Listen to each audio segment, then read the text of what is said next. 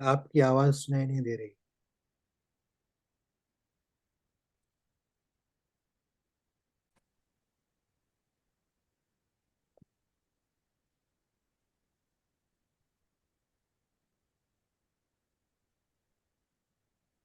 नमस्कार मास्टर्स।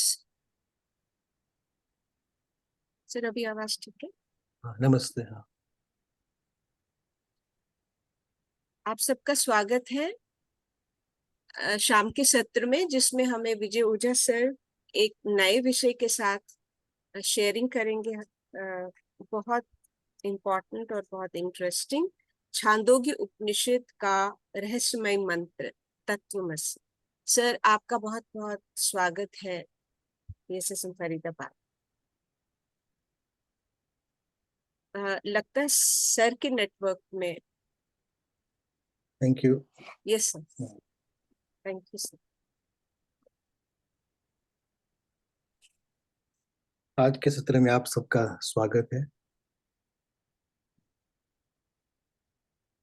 आज से हम छांदोग्य उपनिषद पर कुछ बात करेंगे। हम सब जानते हैं कि उपनिषद वो वेद का जो अंतिम भाग है, उसको जिसको वेदांत कहा जाता है, और उपनिषद वहां से आते हैं। और हम ये भी जानते हैं कि चार वेद सनातन धर्म में बताए गए हैं: ऋग्वेद, सामवेद, यजुर्वेद और अथर्ववेद।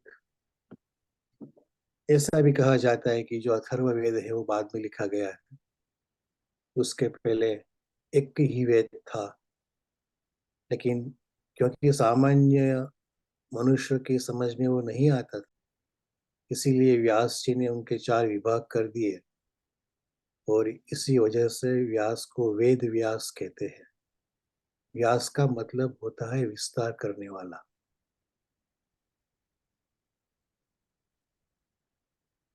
छांदोग्य उपनिषद वो सामवेद का एक हिस्सा है, और सामवेद के मंत्र को बहुत अलग तरीके से गाए जाते हैं। जब सामवेद के जो मंत्र उसे गीत कहते हैं, वो जब आप सुनते हो तो एक अलग तरीके से आपको सुनाई देगा। शायद आपने सुना भी होगा, कई विद्वान ऐसे होते हैं जो अच्छी तरह से सामवेद का गान कर सकते हैं। और इस्लाम में जब वो नमाज पढ़ते हैं तो वो अजान पुकारते हैं, और उनका जो ट्यून है वो सामवेद में से ही लिया गया है।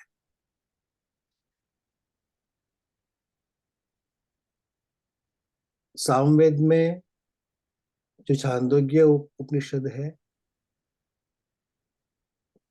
और उसमें जो छंद के जरिए उसको गाया जाता है, उसको छांदोग कहते हैं, और इसीलिए ये उपनिषद को छांदोग्य उपनिषद बताया गया। वेदांत में या तो वेद में तीन तरह की बात हमेशा आती रहती है। पहली बात होती है कर्म कांड की, यज्ञ कैसे आप करते हो, क्यों करते हो, आहुति कैसे देनी चाहिए, इत्यादि। दूसरी बात उसमें होती है उपासना कांड की, कि किस तरह से जो प्रकृति के जो एलिमेंट्स है, पृथ्वी, जल, तेज, वायु, आकाश इत्यादि, उसकी उपासना किस तरह से करनी चाहिए। उसके मंत्र भी होते हैं, और किस तरह से उनका गान भी करना चाहिए, और वो करने से क्या प्राप्ति होती है उसकी बात भी बताई गई है। और तीसरी बात होती है ज्ञान कांड, अध्यात्म की बात, ज्ञान की बात उसमें बताई जाती है। अब हम सोचेंगे कि जब अध्यात्म ही, ज्ञान ही अंतिम लक्ष्य होता है, और कर्म और उपासना से आप ज्ञान की ओर आगे नहीं बढ़ सकते, क्योंकि अलग अलग रास्ते हैं। तो फिर ये कर्म की बात क्यों बताई गई, कर्म कांड की बात क्यों बताई गई, उपासना की बात क्यों बताई गई, ये किस तरह से वरुण देव की उपासना करनी चाहिए, किस तरह से अग्निदेव की उपासना करनी चाहिए, क्यों बताई गई ये बात है? मनुष्य में तीन तरह की प्रकृति होती है। आपको कभी भी चौथी प्रकृति कहाँ भी नहीं मिलेगी। एक प्रकृति होती है कि एक तरह का इंसान होता है जो बहुत क्रियाशील होता है। आप चाहे उसको कितना भी उपदेश दे दो, उसको बिठा दो, तो वो बैठते बैठते कुछ करने लगेगा, उनका दिमाग दौड़ने लगेगा।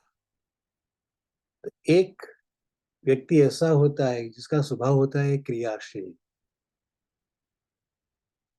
दूसरी व्यक्ति ऐसी होती है कि जो बहुत भावुक होती है, इमोशनल होती है।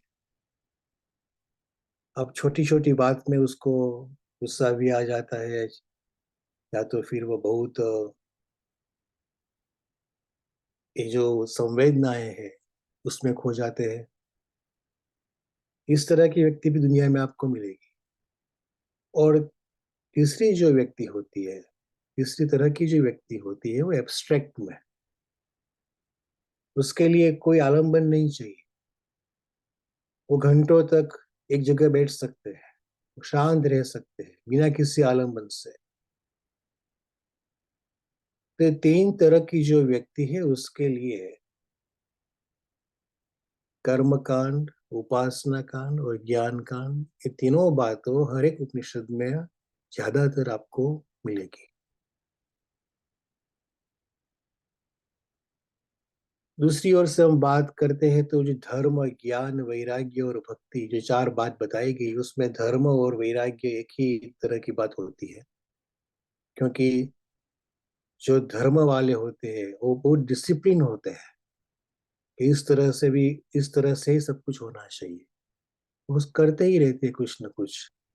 जैसे कि वैराग्य वाले वो तब करते रहते हैं। तो एक तरह की व्यक्ति ऐसी होती है कि जो हेड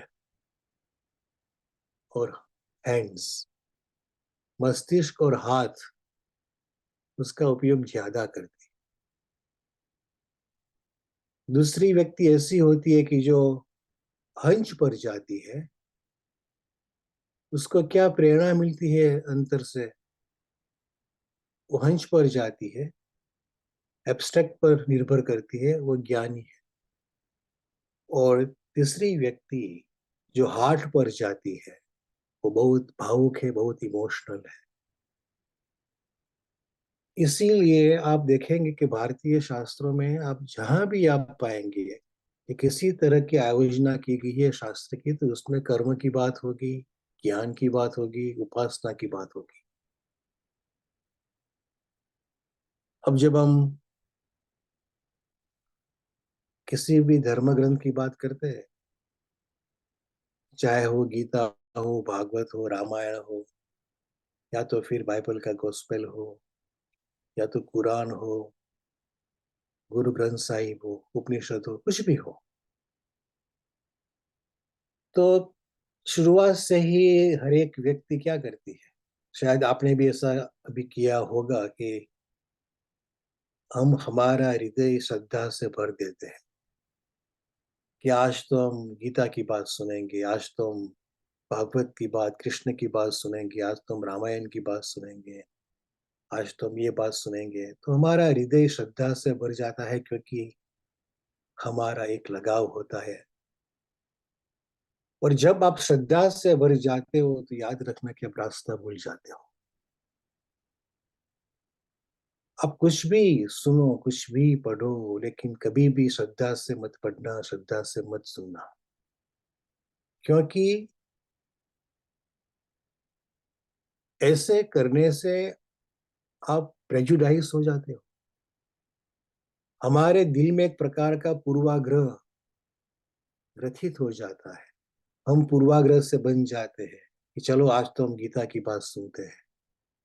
और जो कुछ भी लिखा है, जो कुछ भी बोला गया है, उसको हम सच्चा मानकर ही चलते हैं। लेकिन शास्त्र में जो कुछ भी लिखा गया है सब कुछ सत्य नहीं है। वेद में, उपनिषद में, वेदांत में, गीता में, भागवत में, रामायण में, महाभारत में, कुरान में, बाइबल में, हर कोई ग्रंथ में कहीं ना कहीं असत्य तो भरा हुआ ही होता है। सब कुछ सत्य नहीं होता।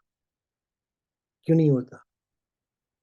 क्योंकि हर एक व्यक्ति ने अपने अपने विचार से, अपनी अपनी अनुभूति के द्वारा, शायद वो उनके लिए सत्य होगा, लेकिन किसी भी मनुष्य का सत्य अंतिम सत्य है वो हम नहीं कह सकते जहां तक हम इस तरह की अनुभूति के प्राप्त नहीं होते। तो उपनिषद की बात जब हम करते हैं तो श्रद्धा भी नहीं रखनी चाहिए और संशय भी नहीं करना चाहिए। यदि हम ऐसे ही हाथ अपने हैंड्स ऐसे फोल्ड करके बैठ जाते हैं कि चलो जो कुछ भी सुना है बकवास है, तो क्या है बकवास है, तो फिर भी हम पूर्वाग्रह से युक्त हो गए। तो न श्रद्धा चाहिए न संशय चाहिए, केवल और केवल एक निष्पक्ष मन, खुला मन, ओपन माइंड, कि क्या कहा जा रहा है, क्या उन्होंने लिखा है, किस तरह से लिखा है, वो क्या कहना चाहते हैं। यदि हम ओपन माइंड से बैठते हैं तो हम पूर्वाग्रह से मुक्त हो जाते हैं और इसी वक्त ये सत्य की जो प्रतीति, सत्य की अनुभूति वो प्राप्त होती है। हिरण्यमयेन पात्रेण सत्यस्य अपाहितम मुखम, ऐसी एक श्रुति है कि सुवर्ण के पात्र से सत्य का मुख ढका हुआ है, बंद हुआ है। सुवर्ण का पात्र मतलब उनके तीन चार अर्थ है, लेकिन हम जिसको मानते हैं कि ये सही है, तो हमारी जो मान्यता है वो मान्यता हमें भी सुवर्ण जैसे ही लगती है। तो हम अपनी मान्यता से सत्य का मुख बंद कर देते हैं और इसीलिए बिना कोई पूर्वाग्रह से कोई भी बात जब हम सुनते हैं तो वो क्या बात बताई गई है उसका हमें पता चलता है। छांदोग्य उपनिषद में 8 अध्याय है और पहले 5 अध्याय में कर्मकांड और उपासना की बात बताई गई है और पिछले 3 अध्याय 6, 7 और 8 उसमें ज्ञान की बात बताई गई है। अरुण ऋषि का पुत्र था उद्दालक, वो जिसको आरुणि भी कहते थे। वो आरुणि और उनका पुत्र था श्वेत केतु। ये श्वेत केतु बहुत इंटरेस्टिंग कैरेक्टर है। इतना बड़ा महावाक्य छांदोग्य उपनिषद में उनके पिता आरुणि उद्दालक ने श्वेत केतु को तत्वमसि,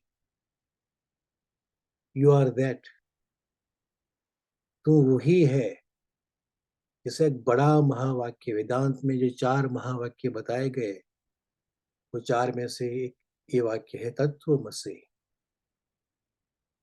कि तू ही परम तत्व है, वो जो परम तत्व है वो तू ही है। इतनी बड़ी बात बताएगी, फिर भी श्वेत केतु के जीवन में उनकी क्या असर हुई वो हम बाद में देखेंगे। तो आरोणी उद्दालक ने अपने पुत्र श्वेत केतु को कहा कि तू अब 12 साल का हो गया और अब तुम्हें गुरुकुल जाना चाहिए और वहां जाकर अध्ययन करना चाहिए, ब्रह्म का उपदेश लेना चाहिए, ब्रह्मचर्य का पालन करके, क्योंकि अब तू 12 साल का हो गया। हम साथ साथ में इतिहास की बात भी करेंगे। कई बार ऐसी बात होती है कि भाई देखो, जो पुराने जमाने के लोग थे वो गंवार थे, अनपढ़ थे, उसको कुछ पता नहीं था, इस तरह के लोग थे कि वो सिविलाइज नहीं थे, जाहिल थे। और ये जो बाल विवाह की बात जो होती है और अभी भी चलती है, लड़की होती है 5-6 साल की, 10 साल की, उसके पहले उनकी शादी हो जाती है। कई कई बार तो अब तो जन्म ही उनका हुआ है तब से तय हो जाता था ये तुम्हारी लड़की और ये मेरा लड़का, उनकी शादी होगी फ्यूचर में। वेद के समय में, उपनिषद के समय में किसी की शादी 24 साल से पहले नहीं होती थी। 12 साल की उम्र के 12 साल की उम्र होती थी तब हरेक को, लड़का हो या लड़की, दोनों को उपनयन जनोई दी जाती थी, दोनों को। और हर एक को, ऐसा नहीं होता था कि ब्राह्मण को ही मिलती थी और क्षत्रिय को भी नहीं मिलती थी, या तो शूद्र को नहीं मिलती थी और वैश्य को ही मिलती थी। सभी को, हर एक को उपनयन का संस्कार किया जाता था। 12 साल की उम्र, 12 साल तक वो बच्चा या बच्ची अपने कुटुंब में ही रहते थे। आज तो 2.5 साल का बच्चा होता है ना, तो उसको प्री स्कूल में भेज देते हैं, नर्सरी में भेज देते हैं। वो ट्विंकल ट्विंकल लिटिल स्टार और क्या क्या कुछ भी। और फिर हम गौरव की अनुभूति करती है कि मेरे बच्चे को तो ये पूरे की पूरी जो जो कहानी है, या तो सॉन्ग है, या तो A to Z है, या तो 1 to 100 है। वेद के काल में 12 साल तक बच्चे को कुछ भी नहीं पढ़ाया जाता था। वो अपने आप खेलता था और खेलता था प्रकृति के साथ। और सही बात है कि जब आप 12 साल के होते हो, जब कोई भी मनुष्य 12 साल का होता है, तो 12-13 साल की उम्र में वो प्यूबर्टी में वो एंटर होता है, पुरुष बच्चा हो या बच्ची हो। और वहां से उनकी जो इंक्लिनेशन जो है, कि वो इंजीनियर बनेगा या डॉक्टर बनेगा या तो वकील बनेगा या तो कुछ कलाकार बनेगा, उस तरह की उनकी जो एक इंक्लिनेशन है वहां से शुरू होती है इस उम्र में। तो जब वो बच्चा गुरुकुल जाता था तो उनके गुरु को पता चली जाता था कि ये जो बच्चा है या ये जो लड़की है, उसका नेचर किस तरह का है, उनका लगाव, उनका झुकाव किस तरह का है। और 12 साल तक वहां पढ़ते थे। तो गुरुकुल अपने गांव में भी होता था, या तो छोटे गांव होते तो 5-10 गांव को मिलकर एक गुरुकुल होता था, या तो फिर पहले से ही तय किया होता हो। क्योंकि माता पिता को पता चलता है 12 साल की उम्र में तो ये बच्चा ये आगे बढ़कर क्या बनना चाहता है। तो स्पेशलाइज्ड जो गुरुकुल थे, जो शस्त्र विद्या में स्पेशलाइज थे, जो केवल और केवल कर्मकांड में स्पेशलाइज थे, तो उस तरह के गुरुकुल में उसको भेजते थे। 17वीं सदी तक भारत का जो लिटरेसी रेट वो 99.99% था, रिकॉर्डेड। 200 साल के बाद अंग्रेज चले गए और भारत का रेट हो गया 12%। क्योंकि अंग्रेजों ने एक ही रात में सभी गुरुकुल को गैर कानूनी करार दे दिया, बंद करवा दिया, एक ही रात में।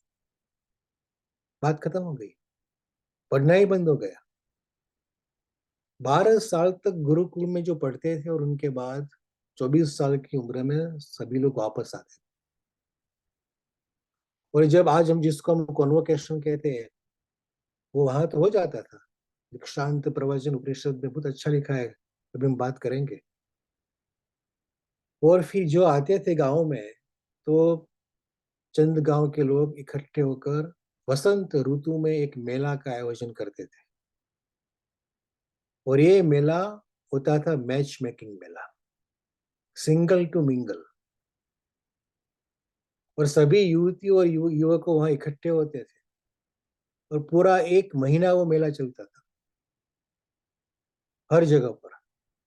तो उसमें लड़की और लड़के आपस में मिलते थे, और फिर जो मान लीजिए कि एक दोनों को पसंद आ गए, तो फिर लड़की वो लड़के को अपने माता पिता के पास ले जाती थी और अपने माता पिता को बताती थी कि मैंने उसका वरण किया है। स्वयंवर शब्द है वहां से आया। लड़की अपने आप अपने पात्र को वर्ण करना मतलब पसंद करती थी, लड़की पसंद करती थी, लड़का नहीं। और फिर वो माता पिता क्योंकि लड़की ने पसंद किया ही है, तो उनके माता पिता के साथ वो उनको बात बताते थे और फिर उनकी शादी या विवाह हो जाता था। लेकिन ये विवाह की जो बात जो हम करते हैं ना, आज के जमाने की जो बात करते हैं, मैरिज, वो इस तरह का मैरिज नहीं था। वहाँ केवल और केवल पसंदगी ही थी, साथ में हुए रहते थे। अब जब मैंने शुरुआत में कहा ना कि श्वेत केतु का कैरेक्टर बड़ा इंटरेस्टिंग है, ये श्वेत केतु ने आज की जो शादी प्रथा है, विवाह प्रथा है, आज का जो मैरिज की संस्था है, वो श्वेत केतु ने उनकी शुरुआत की थी। उसके पहले शादी विवाह नहीं होते थे, साथ ही केवल रहना होता। तो इस तरह की जहाँ संस्कृति होती थी, 12 साल तक बच्चे को प्रकृति के साथ खेलने दिए जाता था, कोई दबाव नहीं उस पर रहता था। 24 साल के बाद ही वो लड़की और लड़का इकट्ठे होते थे अपने अपने पसंद के पात्र के साथ। और जहाँ 100% लिटरेसी रेट थी, उस संस्कृति को आप कभी भी गंवार जाहिल नहीं कह सकते। ये तो हमारी जो गुलामी मानसिकता है, इसलिए हम ऐसा बोलते हैं कि ये। और अब देखिए, दिखाते वो चित्र भी ऐसे दिखाते हैं। ये ऋषि बैठा है कुटीर के बाहर, जंगल में बैठा है, पूरे का पूरा गरीब है। कोई ऋषि गरीब नहीं था। याज्ञवल्क्य आज के जमाने का बिलियोनियर थे। एक एक शास्त्रार्थ में वो 200-200 किलो सोना, सुवर्ण, उसका पारितोषिक प्राप्त करते थे। और ऐसे तो कई शास्त्रार्थ उन्होंने किए। तो श्वेत केतु जब 12 साल का हुआ तो उनके पिता ने बताया कि तू उपनयन संस्कार करके अब तू जाना चाहिए गुरुकुल में। और वो गया। और 12 साल के बाद श्वेत केतु वापिस आता है। जब वो जाता था गुरुकुल में, तो पिता ने कहा कि मैं तुम्हें इसलिए भेज रहा हूं कि कोई भी बच्चा, कोई भी बच्चा, कोई भी बालक बिना पढ़े नहीं रहना चाहिए। और यदि कोई भी बालक पढ़ता नहीं है और अपने आप को ब्राह्मण बतलाता है, ब्राह्मण का बंधु बतलाता है, लेकिन ब्राह्मण की तरह वो आचरण नहीं करता, तो उसको ब्रह्म बंधु कहा जाता है। ब्रह्म बंधु का मतलब होता है संस्कृत में जो हिपोक्रीट है, अपने आप को बताता है कि हम मैं ब्राह्मण हूं, लेकिन ब्राह्मण की तरह वो आचरण नहीं करता। अब ये ब्राह्मण शब्द भी बहुत विचित्र है। आज के जमाने में हम उसको एक तिरस्कार के जरिए कई लोग देखते हैं कि ये ब्राह्मणवाद है, जो डॉक्टर आम्बेडकर ने शुरू किया था, जो शब्द का, उस शब्द को मिटाने की प्रयत्न हो, या तो उनको एक तिरस्कार युक्त बताना।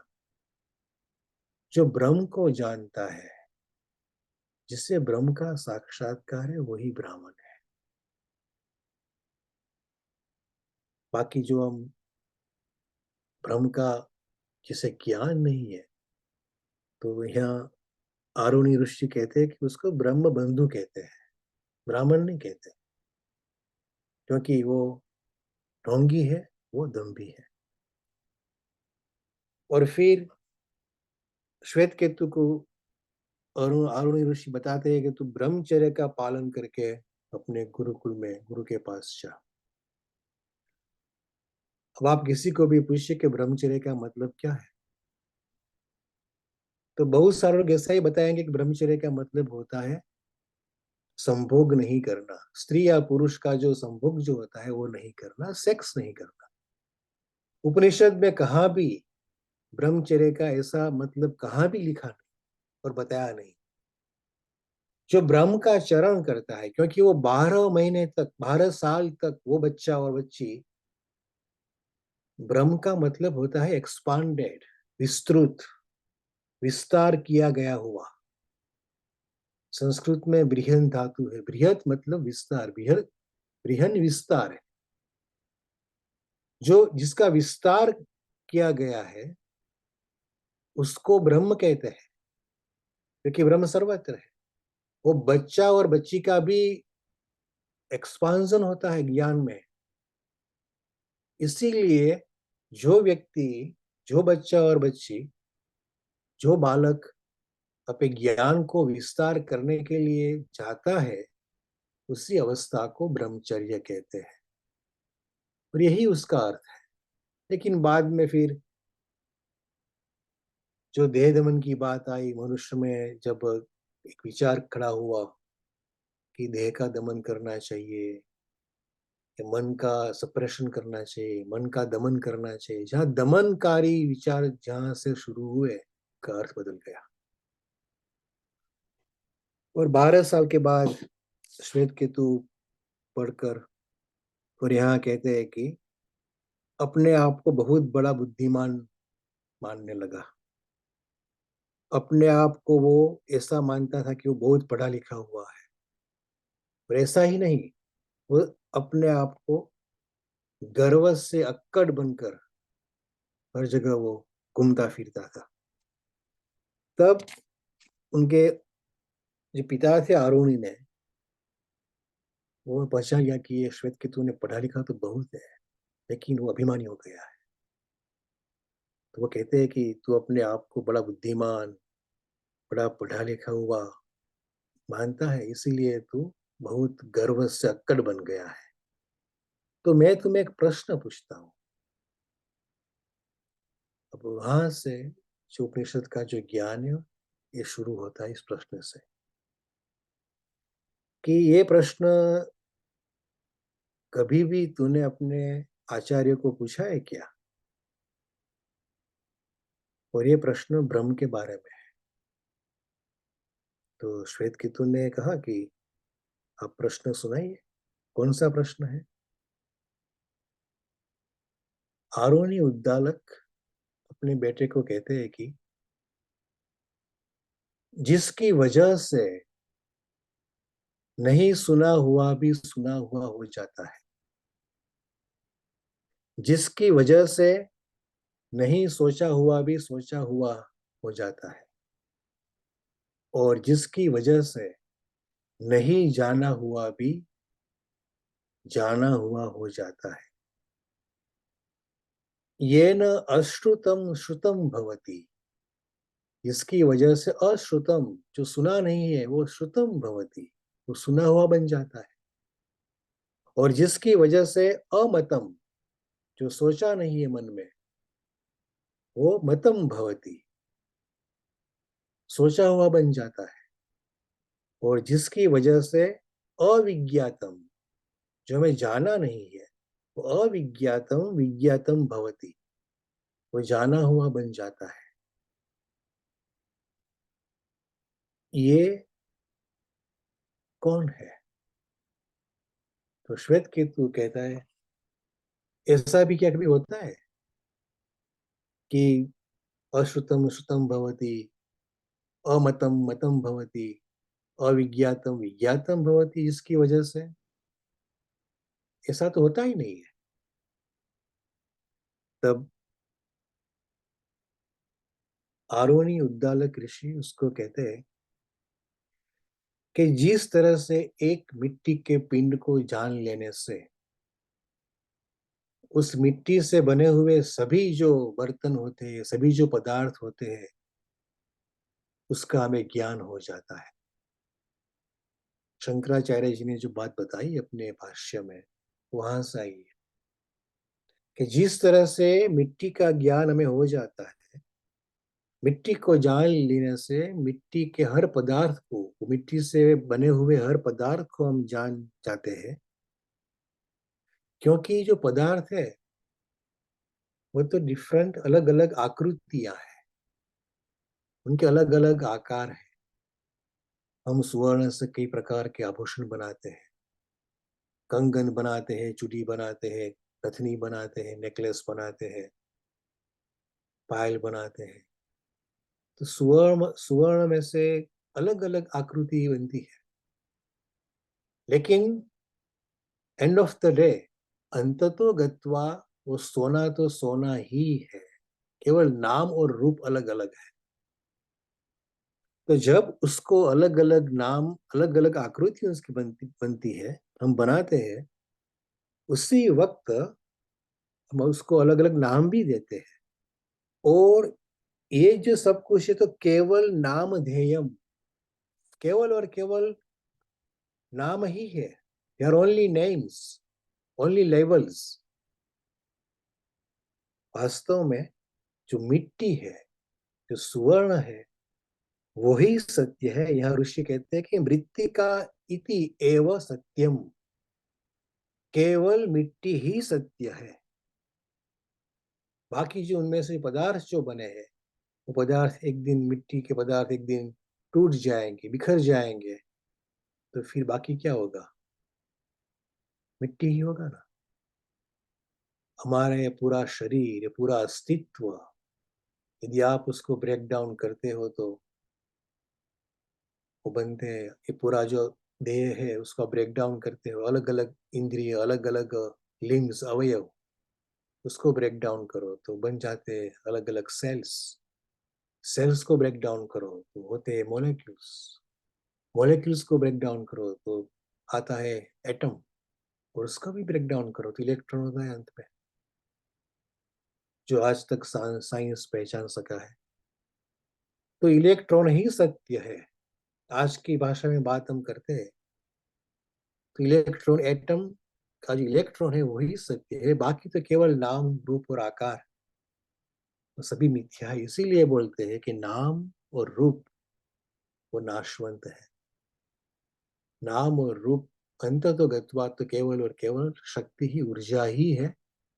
और जब मनुष्य उसमें भीतर जाएगा, आगे और आगे बढ़ेगा, तो वो चैतन्य जो ऊर्जा है, चेतना है, चैतन्य है, वहां जाकर उसी थ्रेशोल्ड में वो खड़ा रह जाएगा कि हर जगह चैतन्य के अलावा कुछ भी नहीं है। तो जब ये बात आरुणि उद्दालक ने अपने बेटे श्वेतकेतु को बताई कि केवल और केवल वृत्ति का ही सत्य है, और फिर आगे वो कहते हैं जो बात हम सुन चुके पहले ही, कि जैसे सुवर्ण में से अलग अलग तरह के आभूषण बनते हैं, लेकिन अंत में तो सुवर्ण ही सत्य है। और फिर श्वेतकेतु को बताया ऋषि ने, जैसे लोहे में से अलग अलग तरह के पदार्थ बनते हैं, तो लोहे को जानने से उनमें से बने हुए सभी पदार्थ, उनके सभी विकार, अलग अलग आकार, उसका हमें पता चल जाता है। तो इस तरह का ये आदेश है, इस तरह का उपदेश है। ऐसी बात जब बताई, तब श्वेतकेतु ने कहा कि अवश्य जो मेरे जो गुरुदेव आचार्य थे वो ही जानते नहीं होंगे, अन्यथा वो मुझे बता देते। लेकिन वो जानते नहीं होंगे, इसलिए ही उन्होंने मुझे बताया नहीं। तो आप ही मुझे बताइए कि ब्रह्म का उपदेश क्या है। आप ही मुझे बताओ कि ब्रह्म क्या है।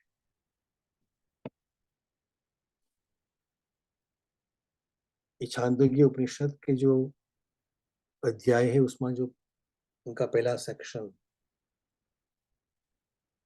यहाँ तक का है कि ऋषि अपने बेटे श्वेत केतु को बताते हैं कि केवल मिट्टी ही सत्य है, केवल सुवर्ण ही सत्य है, और इसी तरह केवल ब्रह्म ही सत्य है। हम जो देख रहे हैं ना, कि ये पेड़ है, ये पौधा है, वो सब कुछ अलग अलग तरह से दिखाई देते हैं, लेकिन वास्तव में भीतर में हम देखते हैं तो एक ही है। इसी उपदेश पर यदि हम ध्यान देते हैं तो क्या किसी को कभी भी किसी की ईर्ष्या आएगी? कंगन कभी भी पायल की ईर्ष्या नहीं करता, जानता है जो मैं हूं वही वो है। जानता हो तो, अन्यथा तो ईर्ष्या करते रहते हैं। कोई बड़ा है, कोई छोटा है, कोई शिष्य है, कोई गुरु है, कोई मालिक है, कोई गुलाम है। इस तरह की जो हमारे दिल में, हमारे दिमाग में जो होती है मेंटालिटी, वो कभी भी उत्पन्न नहीं होती। इतनी सी बात नहीं है। जब आगे मैंने बताया कि श्वेत केतु ने ये विवाह संस्था की स्थापना की शुरुआत की, तो उसके पहले ऐसा क्यों होता रहता था? ये बंधन क्यों नहीं था विवाह का? उसमें भी श्वेत केतु की ही कहानी है। श्वेत केतु जब 10-11 साल का बच्चा था, उसी वक्त वो अपने पिता और माता के साथ वहां बैठा हुआ था। वो सामने रास्ते में से एक दूसरा विद्वान ब्राह्मण, या तो एक ब्राह्मण का मतलब एक ही होता है कि एक इंसान, वो मनुष्य वहां से निकला, और वो मनुष्य ने श्वेत केतु की माता को देखा। और श्वेत केतु की माता थी, उन्होंने भी वो अ, मनुष्य को देखा, और दोनों की आंखें मिल गई। तो फिर वो जो मुसाफिर था, उन्होंने श्वेत केतु की माता के अप्रोच किया और उसको पूछा कि क्या तू मेरे साथ चलेगी? तो उसी वक्त श्वेत केतु की माता को वो पुरुष पसंद आ गया, और वहां से वो उनके साथ चल निकली। उन्होंने पूछा भी नहीं अपने वो जो आज के जमाने में जिसको पति कहते हैं, तो आरुणि को उन्होंने पूछा भी नहीं। वहां से वो मुसाफिर के साथ बाहर निकल गई। तो श्वेतकेतु ने अपने पिता को पूछा कि जब मेरी माँ उस पुरुष के साथ गई, तो आपने उसको रोका क्यों नहीं? तो आरुणि कहते हैं कि ये तो गो धर्म है, इंद्रियों का धर्म है, एक दूसरे के प्रति जो आकर्षण जो होता है। और कोई भी व्यक्ति किसी का गुलाम नहीं होती, किसी भी व्यक्ति का किसी पर कोई शासन नहीं होता, क्योंकि दोनों बड़े हो गए। चंद दिनों के बाद वो जो आरुणि की श्वेत केतु की जो माता थी, वो वापस आ गई। लेकिन श्वेत केतु के दिमाग में एक बड़ी चोट लग गई कि ये कैसी बात, साथ ही सबको रहना चाहिए। और फिर जब वो 12 साल पढ़ने गया और वहां से वापस आया, यद्यपि उनके पिता ने उन्हें उपदेश दिया था कि तत्वमसि, फिर भी उन्होंने वो उपदेश ग्रहण तो किया होगा, लेकिन बहुत एक मूवमेंट चलाई कि जो स्त्री और जो युवक और युवती अपने आप दूसरे को पसंद करते हैं, वो पसंद के मेले में, तो उन्हें लाइफ टाइम साथ ही रहना चाहिए। और वहां से सब कुछ शुरुआत हुई। वहां से वेदों में ये लग्न की विवाह के मंत्र डाले गए। वहां से पितृ प्रधान समाज की शुरुआत हुई। क्योंकि क्यों कोई इंसान, कोई मनुष्य, कोई पुरुष एक ही युवती के साथ जीवन भर साथ बैठा रहे? यदि नहीं बैठता, तो आप नहीं जानते कि आपका जो बेटा है किसका बेटा है। और वो तर्पण करेगा तो ही आपको स्वर्ग की प्राप्ति होगी। वहां से स्वर्ग की शुरुआत।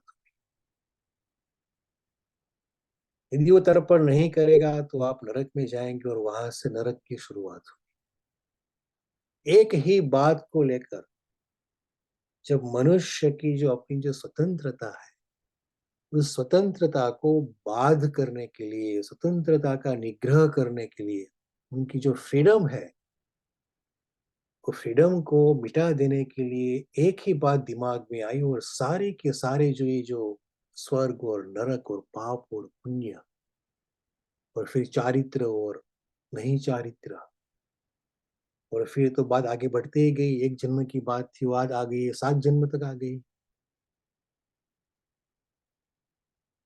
दूसरे इंसान पर, दूसरे व्यक्ति पर आधिपत्य जमाने की जो बात छोटे दिमाग में इसलिए आई कि वो तो माँ और बाप दोनों को साथ में ही देखना चाहता था उसी वक्त। लेकिन जब बड़ा भी हो गया, तो वो सदमा, वो जो आघात उनके दिल में से निकला नहीं, और उन्होंने ये संस्था की स्थापना की। और हम जानते हैं कि जब समाज में कोई भी विचारधारा का प्रवर्तन करना आप चाहते हो तो उसमें सदियों लग जाती है, और धीरे धीरे धीरे बढ़कर फिर सारे भारतवर्ष में सदियों के बाद ये इसकी विवाह संस्था हम आज की कहते हैं, वो धीरे धीरे स्थापित हो गई। और फिर जो कुछ भी उसमें बिगाड़ हुआ वो अपने अपने तरीके से हुआ। मतलब केवल कहने का इतना ही है कि हम चाहे कितना भी ब्रह्म का उपदेश सुन ले, पढ़ ले, लिख ले कि वही तुम हो, लेकिन यदि हम उसके अनुरूप आचरण नहीं करते, तो जैसे कि 12 साल की उम्र में श्वेत केतु को अपने पिता ने बताया था कि यदि तू ब्राह्मण की तरह, मतलब ब्रह्म का उपदेश तुझे मिल गया है उसकी तरह तू आचरण नहीं करता है, तो तू केवल ब्रह्म बंधु है। ब्रह्म बंधु मतलब दम्भी, ढोंगी, हिपोक्रेट। तो जहां तक हम ब्रह्म के उपदेश को ग्रहण नहीं करते हैं, वहां तक जो अनुभूति है, जो अनुभूति आरोही उद्दालक ने की, जो अनुभूति याज्ञवल्क्य ने की, या तो ऐसे कई लोगों ने की, वो अनुभूति को प्राप्त करने के लिए एक ही रास्ता है कि हमें उस रास्ते पर चलना चाहिए। आपका रास्ता चाहे कितना भी सही हो, हमें मान लीजिए कि बंबई से दिल्ली जाना है, तो पूरा का पूरा हाईवे एक्सप्रेस से बना हुआ है, रास्ता मिल गया हमें, यही रास्ता जाता है दिल्ली तक। लेकिन यदि हम वो रास्ते पर जो बैठ जाएंगे ना, तो क्या होगा? पीछे से आने वाली कार हमें कुचल देगी, अकस्मात हो जाएगा, हमारा अस्तित्व मिट जाएगा। राइट ट्रैक पर होते हुए भी यदि हम चलते नहीं है, तो वहां के वहां हम बैठे ही रहते हैं, और एक दिन ऐसा आता है कि somebody will roll you over।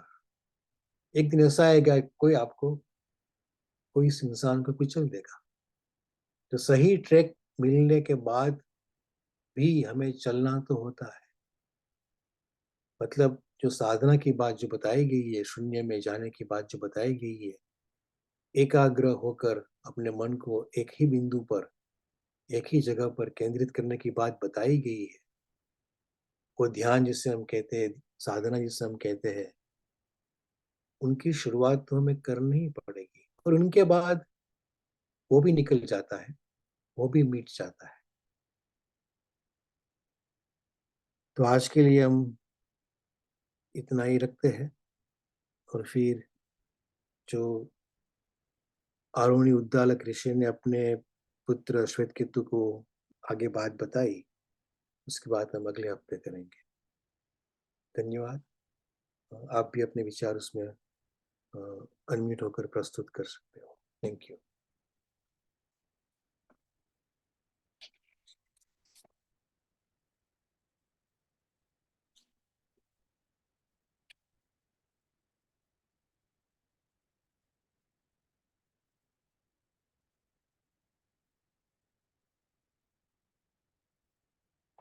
Sir यहाँ दमन करना चाहिए मीन्स वो मीनिंग क्या है?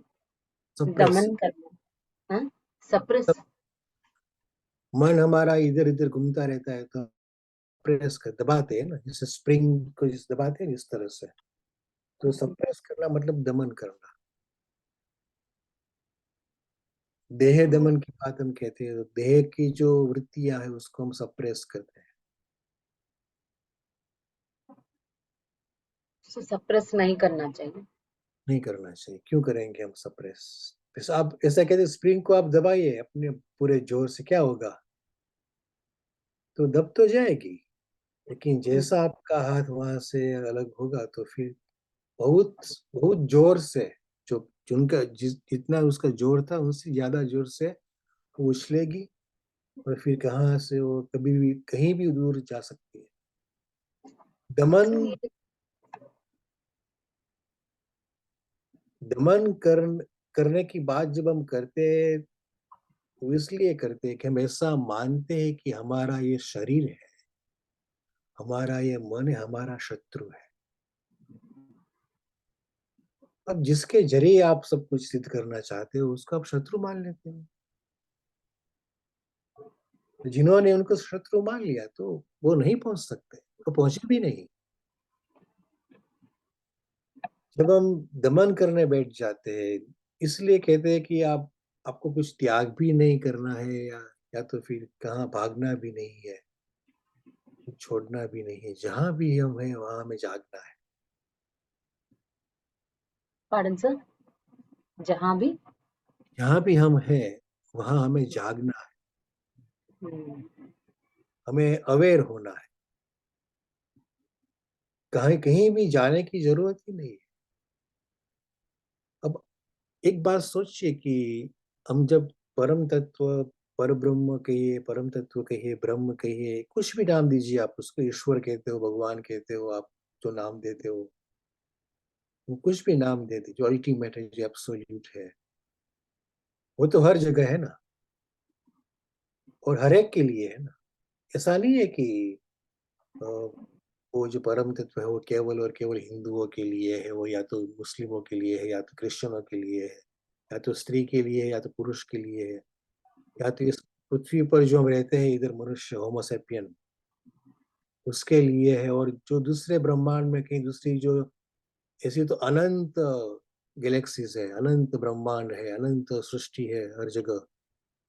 हम प्राणवायु पर निर्भर रहते हैं, अनाज पर निर्भर रहते हैं।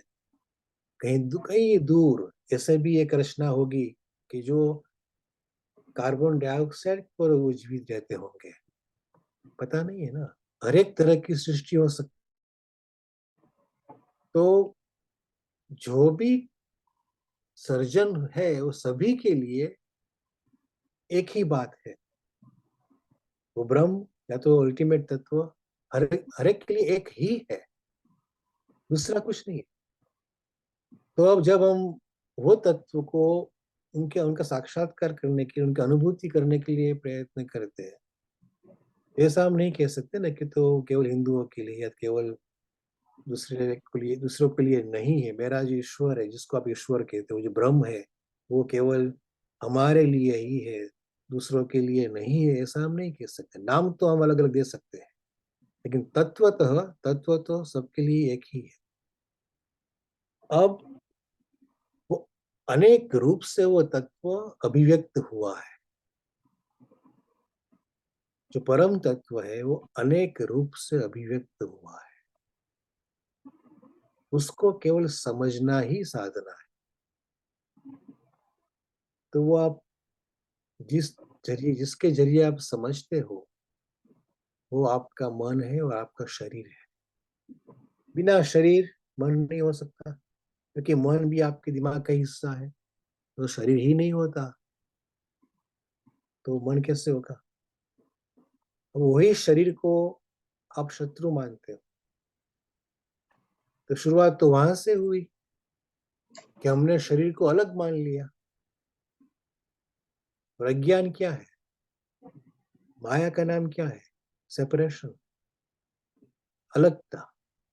अलग मानना वही माया है। माया कोई ऐसा कोई आकार नहीं है कि स्त्री माया है या पुरुष माया है या संपत्ति माया है। कुछ भी माया नहीं है। केवल और केवल एक तत्व ही है। यहाँ बताया गया कि मिट्टी को जान लेने से सभी मिट्टी के बने हुए सभी पदार्थ को हम जाते हैं। सभी पदार्थ है वो तो केवल वाचारंभणम, अलग अलग नाम रूप उनको दिए हैं, लेकिन मृत पिंडम जो मिट्टी है वही केवल सत्य है, या तो सुवर्ण ही केवल सत्य है। और इसी तरह ब्रह्म ही केवल सत्य है। शरीर भी इस तरह से हम देखें तो एक ब्रह्म का ही अलग नाम दिया हुआ है। तो हम जब दो मानते हैं कि एक मैं हूं और ये मेरा शरीर है, और शरीर को शरीर के मुताबिक हर एक प्रकार की जो उर्मियां है उसमें उत्पन्न होती, इमोशंस उत्पन्न होती है, वो नहीं होनी चाहिए। अब मैं ध्यान करने बैठा और ध्यान करते करते मुझे कुछ याद आ गया, तो हम क्या सोचेंगे कि मन बंदर जैसा है, मंकी माइंड, और ये बंदर जैसा मन है, उसको हम कंट्रोल में हमें करना चाहिए, वापस ले आओ। तो आप कैसे वापस लाएंगे? तो कि कुछ अच्छा विचार दिमाग में डालिए। क्रोध आ गया तो आप प्रेम का विचार डालिए, तो फिर मन तो वहां भी रहा। तो मन को आप कभी भी अमन नहीं कर सकते। इसी तरीके से आप मन का दमन करना चाहिए, तो वो कहते हैं कि मन जब कमजोर बनेगा तो अपने आप काबू में आ जाएगा। तो मन कब कमजोर बनता है? इन शॉर्ट, आपका दिमाग, आपका ब्रेन कमजोर कब बनता है? जब हम खाना पीना कम कर देते हैं, जब हम खाना पीना छोड़ देते हैं, और इसी वक्त हमारा मन कमजोर बनता है। तो हमें ऐसा लगता है कि देखा, मैं तब किया, खाना पीना कुछ कम किया तो मन शांत हो गया। नहीं, दिमाग, मन मतलब आपके ब्रेन का हिस्सा, वहां पूरा ग्लूकोज नहीं जा रहा। शरीर की 20% जो ग्लूकोज है शरीर में जाती है, वो 20% फैट और ग्लूकोज वो अपना जो दिमाग है, ब्रेन, वही खा जाता है। अब आपने खाना कम कर दिया, और कम खाना कर देने से आपका दिमाग कमजोर हो गया। तो हमें ऐसा लगता है कि अब हमारा मन ने जीत लिया। अब फिर खाना शुरू कर दो आप, तो फिर आपका दिमाग अच्छा हो जाएगा, तंदुरुस्त, और फिर मन दौड़ने लगेगा। तो दमन करने से हम क्या करते हैं कि शरीर की आवश्यकता की जो चीजें होती है, उनका जो न्यूट्रिशन होता है, उसको हम कम करते हैं। और उसकी वजह से हमें ऐसा लगता है कि हमारे विचारों पर हमारा कंट्रोल आ गया। तब करने से, वैराग्य की भावना लाने से, या तो खाना पीना कम कर देने से शरीर दुर्बल होता है। ज्यादा हम खाना पीना शुरू कर देते हैं, फिर तो भी शरीर दुर्बल होगा, क्योंकि ज्यादा खाने से भी अनेक तरह की बीमारियां आ जाती है। तो दमन करने से कुछ सिद्ध नहीं होता। केवल आप अपने शरीर को न्यूट्रिशन का अभाव देने से कम कमजोर बनाते हैं। दो बात हो गई उसमें। एक तो आपने अपने शरीर को अलग मान लिया, तो द्वैत भाव उत्पन्न हो गया। दूसरी बात, आप पे कमजोरी आ गई। अब कमजोर दिमाग से यदि आप ध्यान करने बैठते भी हो, तो आप ध्यान नहीं कर सकते, क्योंकि शरीर को जो चाहिए वो चाहिए ही। इसीलिए मन या तो तन, उनका दमन करने से कोई अर्थ नहीं होता। मानते हैं जरूर है कि कुछ होगा, तो कुछ हो भी रहा है, लेकिन जो कुछ भी हो रहा है वो हमारा देह दुर्बल हो गया, उसकी वजह से हो रहा है। सर ये विस्तार विस्तार करना जो ब्रह्मचर्य के बारे में आपने बताया, ये मीन्स बॉय और गर्ल जो 12 इयर्स तक अपना एक्सपेंशन करते रहते हैं, प्रकृति में रह के खेलते हुए अपने ओन के साथ और प्रकृति के साथ, वो दे एक्सप्लोर एंड एक्सपैंड देमसेल्व्स, उसको ब्रह्मचर्य बोला आपने। उसके बाद आपने ये वर्ड बोला दमन करना चाहिए, ये दमन करने के बारे में बोला, तो इसका और उसका कनेक्शन मैं कुछ मिस कर रही हूँ क्या? Just after you told about brahmacharya, ये दमन करने के बाद आ गया। I don't know what is the word दमन करना, सो ये बीच में कुछ मैंने मिस किया क्या? श्वेत, उसके बाद आपने श्वेत केतु का जो गुरुकुल में जाना और विद्या प्राप्ति करके आना और घमंड में रहना, ये सब उन्होंने आपने बोला। ये दोनों के बीच में जो ब्रह्मचर्य के बारे में बताया और उसके बाद दमन करने के बारे में बताया, इसके बीच में हमने कुछ मिस किया क्या? मैंने स्पेशली मैंने ब्रह्मचर्य की जो व्याख्या आज लोग करते हैं वो होती है सेलिबसी। पार्डन तो सर? ब्रह्मचर्य की व्याख्या जो होती है, डेफिनेशन है सेलिबसी। सेलिबसी। आप कहते हो कि ब्रह्मचारी है मतलब वो उन्हें शादी नहीं की, हम्म, तो वो अर्थ नहीं है उसका। वो अर्थ नहीं। ज्ञान को जो विस्तार करते हैं, अपनी जो ज्ञान है या तो अपनी जो निपुणता है, अपना जो कौशल्य है, अपनी स्किल्स है, उसको जो जिस अवस्था में हम विस्तार करते हैं, वो विस्तार करने का जो अवस्था है उस अवस्था को कहते हैं ब्रह्मचर्य आश्रम।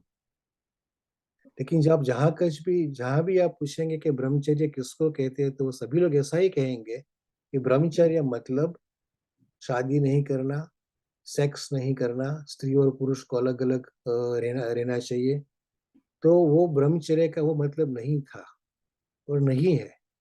ब्रह्मचर्य का मतलब केवल इतना ही है, जब आप अपनी स्किल्स को, अपने ज्ञान का विस्तार करते हो, जिस अवस्था में जो 12 से 24 साल तक बताई गई, उसी अवस्था को ब्रह्मचर्य आश्रम कहते हैं। इंद्रियों का दमन करना, हमारी जो सेंसेस है उसको सप्रेस करना।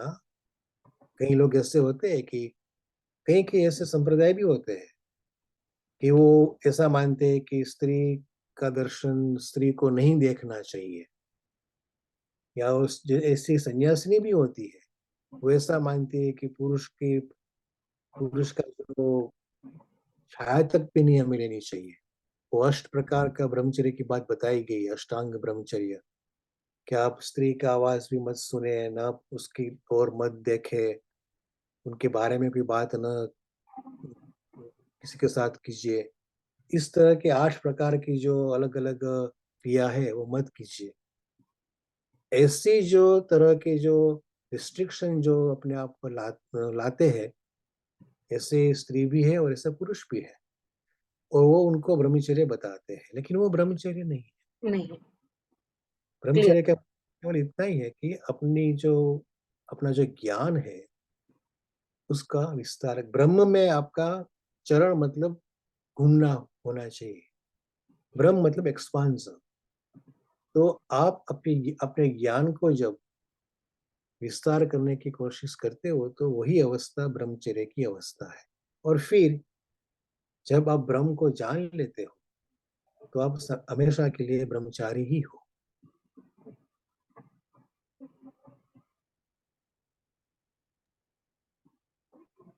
चरण करना मतलब घूमना। घूमना। Sir, you told that brahmacharya means the period of his learning period from childhood or some at the age of 6 years, 5 years, up to some years. It is called that period of learning of knowledge of Ajatmikam, whatever it may be. That is called brahmacharya. But continuation going for unmarried stage of going, that is called Brahman. Am I correct? So सही। he can be called as brahmachari. Brahmachari means he is not married, but he is acquired the knowledge of Brahman. Yes. वो आपकी 24 साल के बाद ऐसा जरूरी तो नहीं था कि सभी को किसी पार्टनर के साथ जुड़ जाना चाहिए। वो अपनी लाइफ से कहीं ऐसी भी उपनिषद में और वेद में कहीं ऐसी भी हम स्त्रियां पुरुष में उनका नाम मिलता है। जैसे गार्गी का नाम आपने सुना होगा। हाँ, जो बृहदारण्यक में गार्गी के और गार्गी याज्ञ के बात है, वो गार्गी वो ब्रह्मवादी, वो उन्होंने कभी शादी नहीं की थी गार्गी ने। तो वो 24 साल के बाद ऐसा जरूरी तो है ही नहीं कि आपको स्वयंवर करना ही है। तो वो फिर अपने आप को क्या कहती थी कि बस वो हमेशा, क्योंकि वो हमेशा अपना विस्तार करती रही ज्ञान के बारे में, तो उसको आप ब्रह्मचारी नहीं कह सकते हो। अब याज्ञवल्क्य ने के पास 2 स्त्रियां थी, कात्यायनी और मैत्रेयी। तो वो भी ब्रह्मचारी ही था। इस तरह आज के जमाने के हम आज के युग के अनुसार हम देखते हैं तो आप कहेंगे नहीं, वो उसको आप ब्रह्मचारी नहीं कह सकते क्योंकि उसका शादी, लेकिन शादी का उसका साथ कोई रिश्ता ही नहीं। जब आप अपने ज्ञान का विस्तार करते रहते हो, वही अवस्था ब्रह्मचर्य की अवस्था है। Thank you, या sir. तो आप यदि आपको अनुभूति हो गई हो ब्रह्म की और हमेशा ब्रह्म में ही स्थिर हो, वही अवस्था ब्रह्मचर्य की अवस्था है।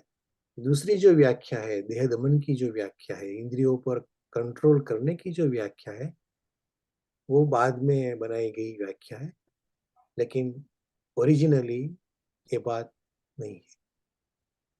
Okay. Thank you, sir.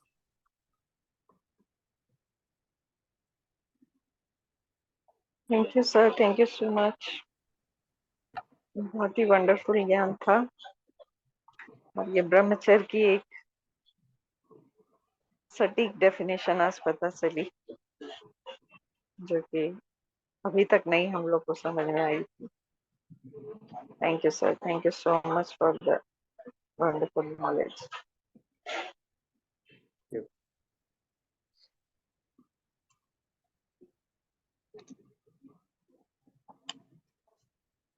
Ma'am नहीं सुनाई दे रही है मैम।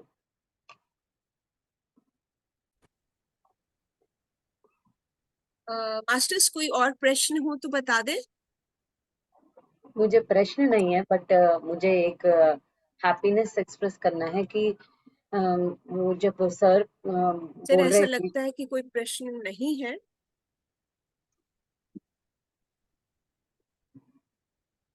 तो सेशन आज एंड कर लें। मैम मैं बात कर रही हूँ, you are not able to hear आज माय सेशन वॉइस। एंड कर लेते हैं सर। ए सुनीता मैम, हेलो आज हेलो सुनीता मैम, पावनी संपूर्ण बात concluded, करना मैम। चाहती पावनी जी कुछ कहना चाह रही हैं। सो सर आपने जो 12 इयर्स तक ये नेचर के साथ बच्चों को छोड़ देते थे, कोई पाठ पढ़ाया नहीं जाता था, ये कितना क्रूशियल लगा मुझे कि आई वाज ब्लोन अवे, क्योंकि ये होना चाहिए जो नहीं हो रही है अभी। जो उन बच्चों को मिलता था अभी इन बच्चों को नहीं मिल पा रही है। मतलब उनका पूरा पोटेंशियल को हम इतना सप्रेस कर रहे हैं, इतना सप्रेस कर रहे हैं, अनइमेजिनेबल वे में हम क्रिएटिविटी को, उनके वजूद को, एवरीथिंग, मतलब वो जो उनका लाइफ जो है पूरा हम कंप्लीटली सप्रेस कर रहे हैं। यहाँ सच में दमन हो रहा है। I felt, and I really got emotional there. And 12 years के बाद आपने बोला पूरा साइकोलॉजी है, चाइल्ड साइकोलॉजी पूरा वो जानते हैं, वो मास्टर्स जो लोग उस जमाने में रहते थे, and we used to call them if we call them illiterate, we are the first illiterates if we call them like that. And पूरा चाइल्ड साइकोलॉजी बड़े बड़े बुक्स लिख के अभी पढ़ाया जाता है। तो सिंपल तरीके से, सिंपल लिविंग से, सिंपलिसिटी से एंड फ्रीडम से, कॉमन सेंस से, उन दिनों में पेरेंटिंग का वो मास्टर्स थे। बिकॉज पेरेंटिंग का मास्टर इसलिए है कि उन्होंने इंटरफियर नहीं किया उनके चाइल्डहुड में, फ्रीडम दिया, and nature is the best teacher ever.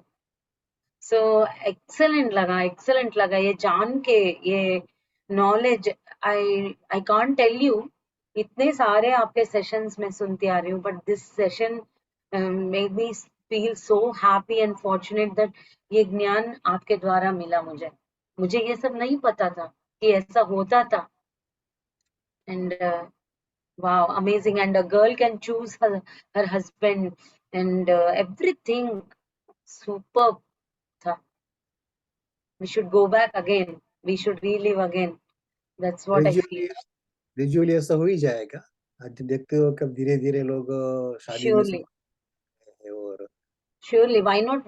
मुझे इंस्पिरेशन मिला कि मैं अपने बेटी को बोलूं को नो स्कूलिंग तुम्हारे बच्चों के लिए, don't send them to school. वो ऑलरेडी कहती है I don't want to send my children to school, जहाँ पूरा उनका कर्टेल किया जाता है, she also is like that only, she also पहले ही उन्होंने बोल दिया ना, उनको नेचर में लेके जाके छोड़ दूंगी। I it should happen like that, everybody should do like that. Thank you हम sir. That is in Thank you, olden sir. days. We used to have gurukulas. In Gurukula, the students will be freely, whatever the choice, they can go, they can read, they can sleep, whatever they play, they like that only. And now, because of this new technology, CBSE, CBSE, like technology has come into force, the parents are kidding one kid, then they're following and they're getting everything from right from the childhood. They are taking homework and everything, putting so much of burden on the kid. And the kid is also accepting because of the parents saying you have to become a doctor, you become an engineer, you become like that. So that much of pressure is encouraging and loading onto the kids. That's why they don't have the life of what they enjoyed by the elder people. I think so. 16वीं सदी तक, 16th century तक एक व्यवस्था थी।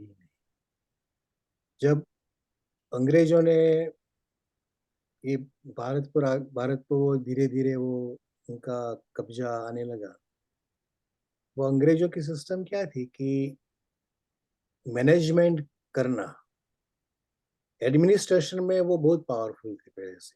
15वीं सदी के बाद वो बहुत पावरफुल हो, उनका एक तरीका हो गया था कि वो सब कुछ एडमिन होना चाहिए। तो उनके लिए एक क्लरिकल व्यक्तियों की बहुत जरूरत होती है ना, कि फाइल रिकॉर्डिंग, रिकॉर्ड कीपिंग और इस तरह का जो नियम बनाना, रूल्स बनाना। आप देखेंगे तो कितने सारे रूल्स बना देते हैं कि रास्ते बना, और अच्छे के लिए भी होते हैं। लेकिन वो हुआ क्या कि उनका एक ही मकसद था अंग्रेजों का, कि क्लर्क्स, क्लेरिकल कारकुन पैदा करना। तो एक ढांचा बना दिया कि कारकुन जब को बनता है, को क्लार्क बनता है, तो उसको कुछ मैथ्स आना चाहिए, मैथमेटिक्स, 1 + 1 2 आना चाहिए, एक भाषा, लैंग्वेज आनी चाहिए, क्योंकि वो रूल्स रूल्स लिखेंगे कि इस तरह के हो, इस तरह से ना हो।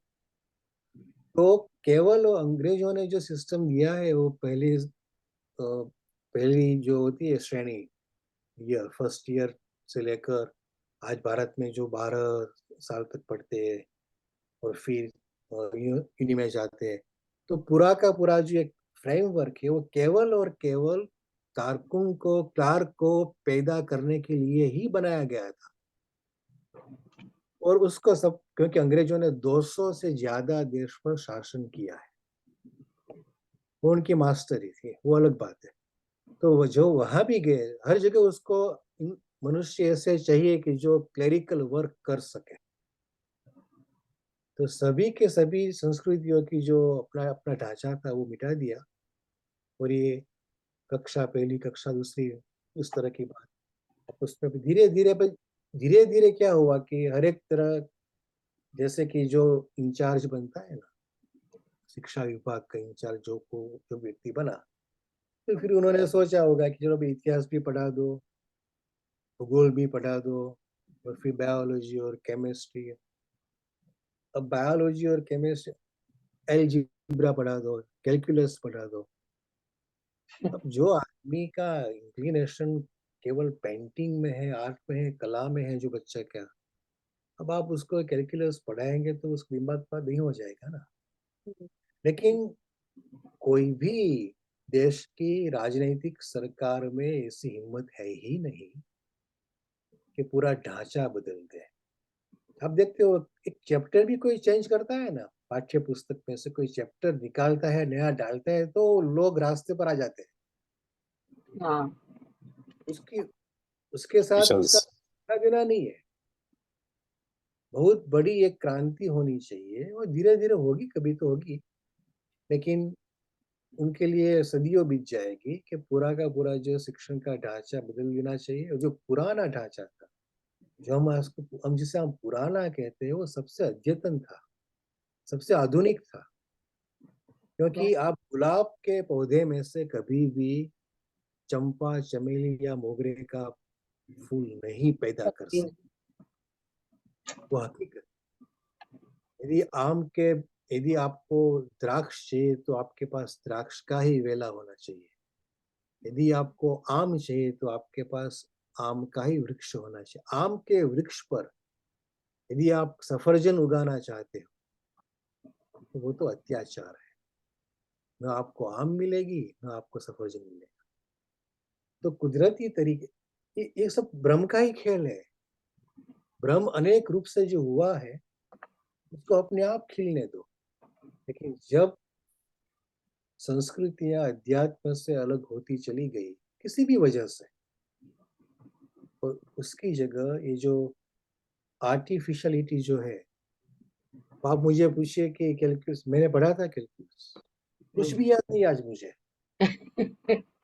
और मेरे जीवन में कभी भी, मेरे जीवन में अच्छी तरह से जीवन को जीने के लिए कैलकुलस का सी भी Very simple, sir. A plus B whole square also no useful for us. I mean, we learned so much of things. Sir. In engineering, nothing is useful now.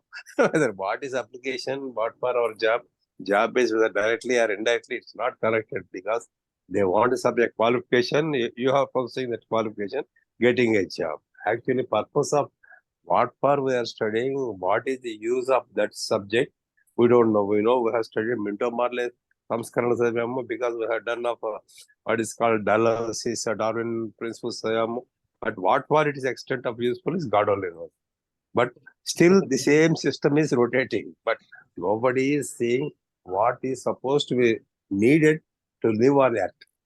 If you want to live on Earth, you are interested in art, you are interested in drawing, you are interested players, use them, then it's okay. But now the parents' brain should be changed because parents should not think that my kid only to become so and so X and X. Then it's the problem will be solved. And the governments also to take some type of changes.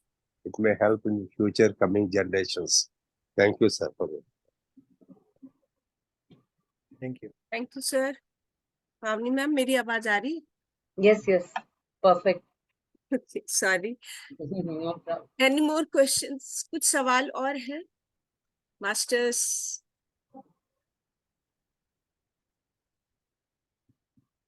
Sir अगले सत्र में कुछ सवाल की उम्मीद है।